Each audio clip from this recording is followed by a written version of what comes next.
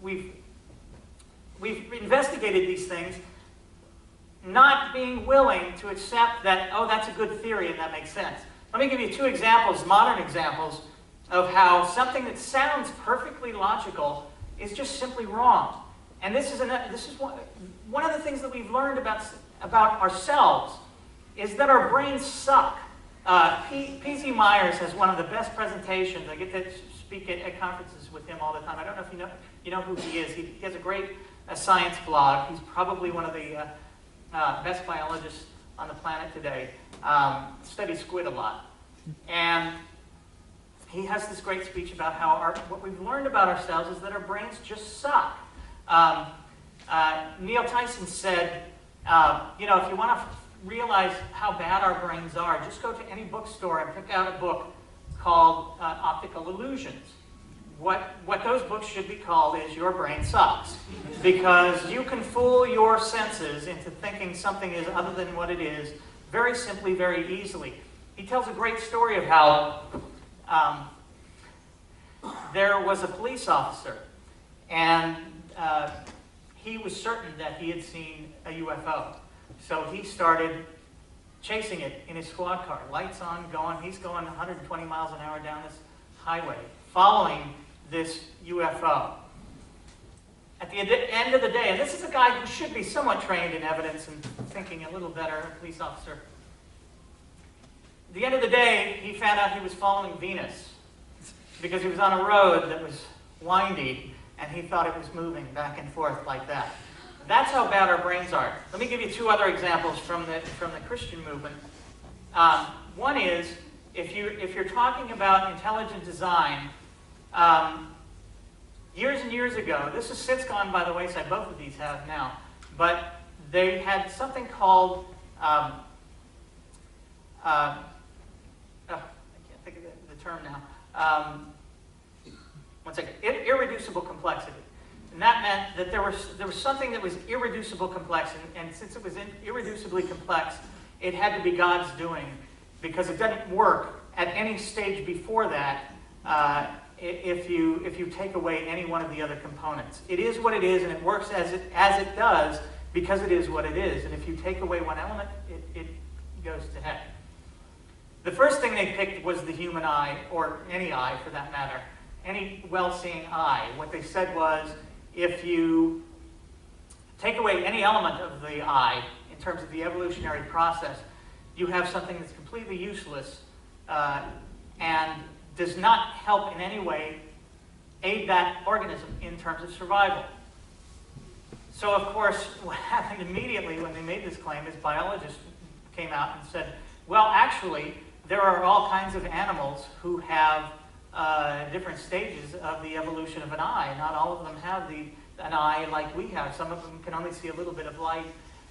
Some of them see a little bit better. Some of them have a lens. Some of them don't. There are all kinds of creatures in nature. This is a perfect example of, this sounds like a great idea. That makes a lot of sense, yeah. But when you look into it, when you investigate it, it simply falls flat. The other one is the bacterial flagellum, which is basically a little motor that some bacteria have.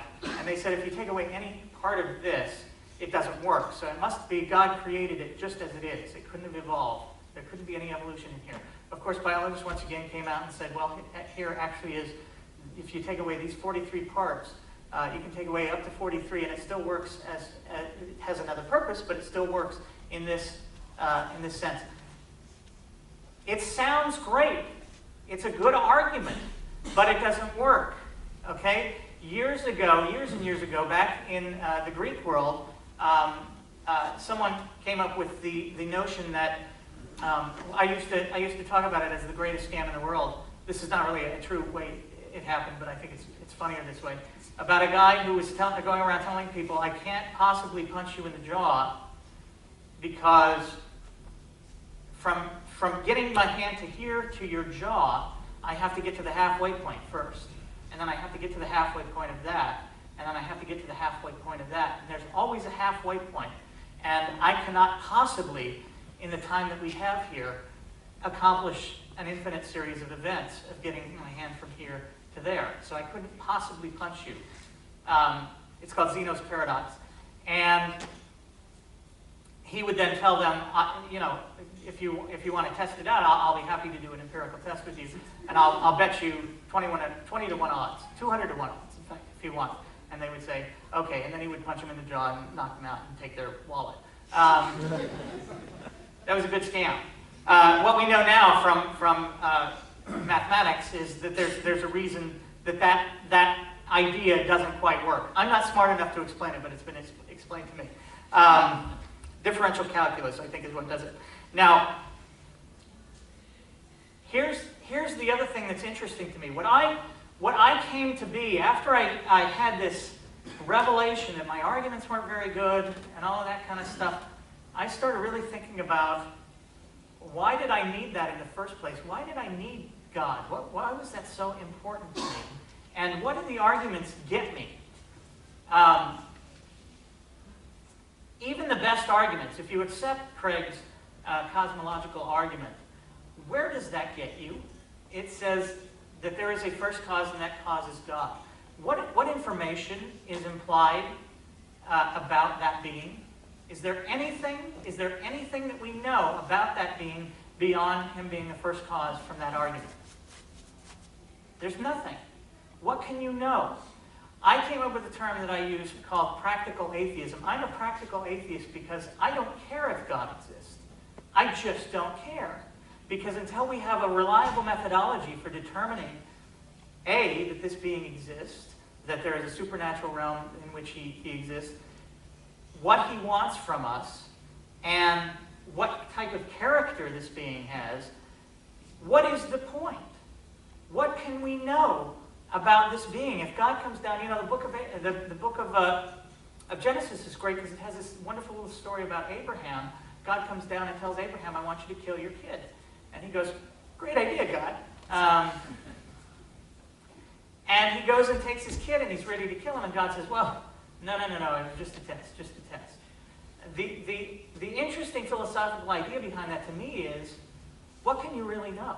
If God tells you to go do X, how do you know that's what he really wants? I say to my Christian friends all the time, how do you know? Craig has, let me say this first, Craig has this whole argument about the resurrection and how this and that, you have to accept the evidence and say that, yes, Jesus was resurrected. My question again is, so what? Let's say you're right. Let's say Jesus really was resurrected. The second you allow in something like the supernatural realm, which has no tie to our realm. If you know the Bible, one of the things God says is, my thoughts are not your thoughts, my ways are not your ways. Craig, in a recent paper, defended God ordering genocide because he is superior, he knows stuff that we don't know, and it was okay because these people were awful. They were killing children, they were human sacrifice type in cults and whatnot. To which I always wonder, well, why couldn't God just come down and talk to them like he did to Moses and say, that's probably not a good idea, don't kill your kids. Stop doing that. Apparently he didn't have their number or something. He will defend something like genocide because God's ways are not our ways. The supernatural realm doesn't follow the laws and the rules that we understand. The problem with that is, once you're prepared to do that, how do you say that any supernatural idea is any better or any more true than any other supernatural idea?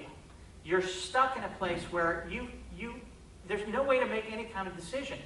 Jesus could have been resurrected. Absolutely. And based on his evidence, I'll say, yeah, okay, so he was. How do you know he wasn't resurrected by Satan to usher in 2,000 years of hate and violence and war and discrimination and all of the things that Christianity brought with it?